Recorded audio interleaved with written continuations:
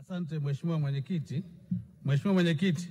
katika siku za hivi karibuni kumekuwepo na wimbi la waendeshaji mashine za slots pasipo kuzingatia sheria ya michezo ya kubahatisha na sheria nyingine za nchi.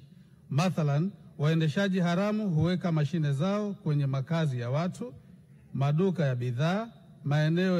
ya vijijini na pia huruhusu watu wa chini ya miaka 18 kushiriki katika michezo hiyo. Mheshimiwa Mwenyekiti, katika kukubaliana na changamoto hizi, bodi imechukua hatua kadhaa kama ifuatavyo: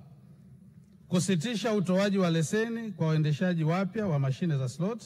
kuanzisha misako na operation ya kusaka waendeshaji haramu wa mashine za slot nchi nzima kwa kushirikiana na mamlaka nyingine kama vile polisi, TRA na uhamiaji,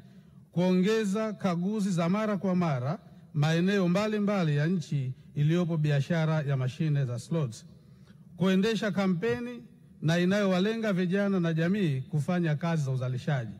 kuongeza udhibiti wa uingizaji wa mashine za slots hapa nchini kwenye maeneo ya mipakani kwa kushirikiana na TRA,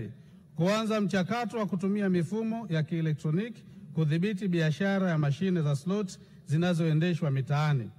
kuingia makubaliano yani MOU na mamlaka ya serikali za mitaa kwa lengo la kuwa na ushirikiano wa karibu wa kudhibiti uendeshaji haramu wa mashine za slots na kupitia mara kwa mara sheria ya michezo ya kubahatisha kwa lengo la kuondoa kasoro na mianya inayotumiwa na waendeshaji haramu wa mashine za slots. Mheshimiwa Mwenyekiti, bodi inakusudia kutekeleza hatua hizi kikamilifu ikiwa ni sehemu ya juhudi yake ya kuhakikisha kuwa jamii ikiwemo vijana inalindwa dhidi ya athari hasi za michezo ya kubahatisha ikiwemo umaskini. Bodi itaendelea kuchukua hatua zaidi za kuondoa athari zote hasi za michezo ya kubahatisha.